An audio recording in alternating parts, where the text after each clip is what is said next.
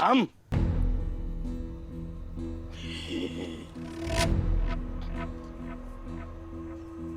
पोरी अगं कुठल्या जन्माचा बदला घेते तू? त्या हलकट माणसासमोर बापाची कापडं फाडताना तुला लाज नाही वाटली? अगं आम्ही तुझ्या भल्यासाठीच भांडतोय ना ग. आई अण्णा तुम्ही रडू नका ना.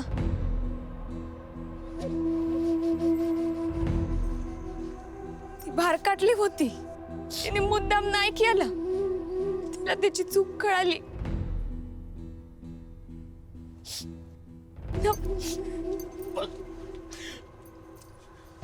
आई राजा, देवीला एकच प्रार्थना आहे की परत त्या कांता शेठच्या समोर हात पसरण्याची वेळ येऊ देऊ नको. नाही तर तो आधी भक्तीला ठेवून घेईल आणि मग पैसे देईल.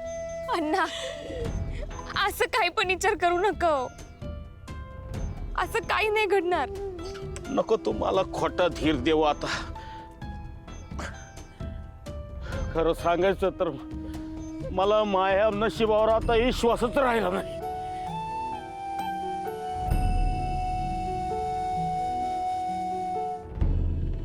वाटलं नव्हतं मोकळ्या हातानं माघारी यावं लागन.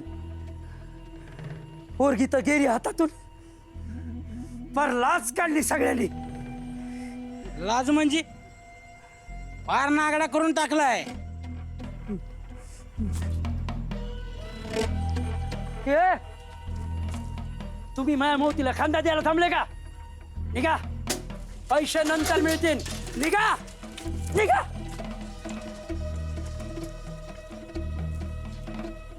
आणि वकील साहेब, हो तुम्ही पण या नंतर. काही वेगळं मिळालं अभिनय करायला तर. बर येतो. येतो काय? निघा. येत कसा मारला काय? नागडा केला हा? नागडा केला हा? कुणाच्या चुकीमुळं? अयो अयो हो हो कांदाशेठ, हो कशाला मारताय उगाच? एका आजारी माणसाकडून, एका बाई माणसाकडून पैसे हिसकावता नाही आले तुला हा? तुम्ही वरून मार खाऊन आला. अयो अयो अयो हो कांदाशेठ, हो ऐका ना हो कांदाशेठ.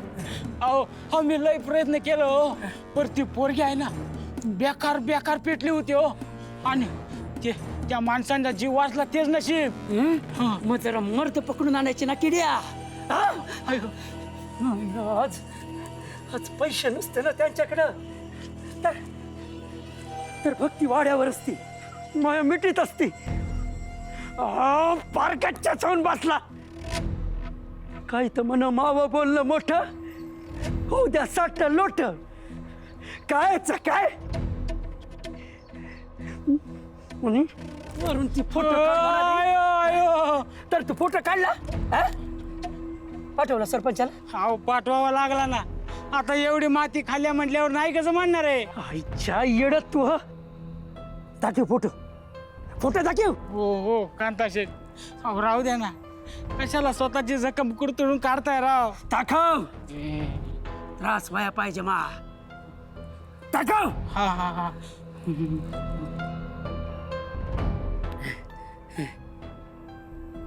अरे दे.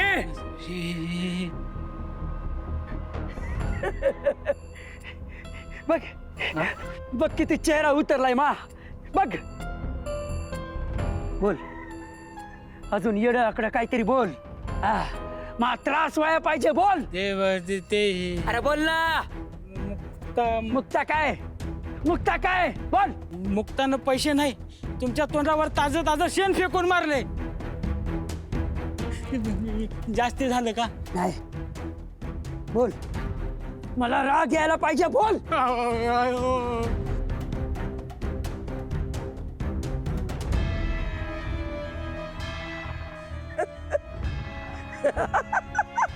पैरू, हे मी काय बघतोय?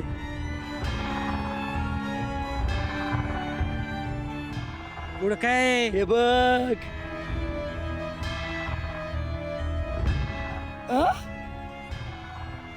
परत जावं लागेल का?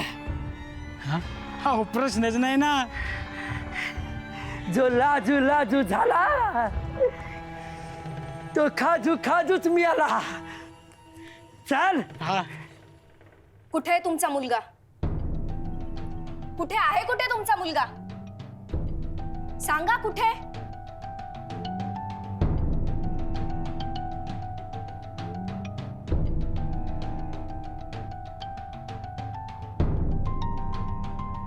गप्प राहू नका, मला उत्तर हवंय. माझ्या आई वडिलांना घरी बोलावून सगळ्या गेस्ट समोर त्यांचा अपमान करायची हिम्मत कशी झाली त्याची? तुमचा मुलगा ऐन साखरपुड्यात सगळ्यांसमोर एवढा मोठा तमाशा करतो आणि तुम्ही पुतळ्यासारखे पाहत राहता. या भाषेत तू माझ्याशी बोलू शकत नाहीस हा आर्या. डोकं आणि जीभ दोन्हीवर ताबा ठेव. ओके, ठेवला. हा, आमचे न होऊ शकलेले पतिदेव प्रेम वेडे सारंगजी नगरकर कुठे आहेत ते समजेल का मला? तो मुक्ताला आणायला तिच्या गावी गेलाय.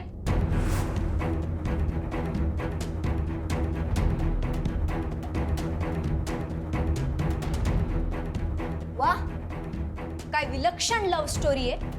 एका अतिश्रीमंत प्रतिष्ठित घरातील अमेरिका रिटर्न मुलगा का गरीब संबळ वाजवणाऱ्या मुलीच्या प्रेमात पडतो आणि त्याचं हरवलेलं प्रेम मिळवण्यासाठी तिला शोधायला तिच्या मागे जातो. आणि दुसरीकडे त्या मुलाचे प्रतिष्ठित वडील दुसऱ्या मुलीला शब्द देतात की तूच या घराची सून हो.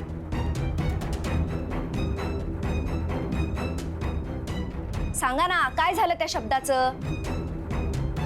तुमचे पती महोदय नामवंत रावसाहेब नगरकरच म्हणाले होते की आर्याच या घराची सून होणार. म्हणाले होते, पण आता काय त्याचं? आणि समजा पुन्हा म्हणाले आणि त्याच वेळेस सारंग त्या मुक्ताला घेऊन दारात आला तर ती एकच वेळ व्हायला नको? म्हणजे झालं.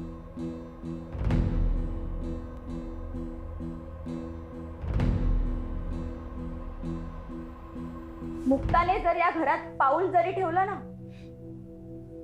तर तिला खूप वाईट परिणामांना सामोरं जावं लागेल. आणि आर्या, माझ्या वडिलांचं नाव नीट भाषेत घ्यायचा. हा, त्यांनी जर शब्द दिलाय ना तर ते कोणत्याही परिस्थितीत पाळणार म्हणजे पाळणारच. हो, मग आता शब्द नकोयत, कृती हवी आहे.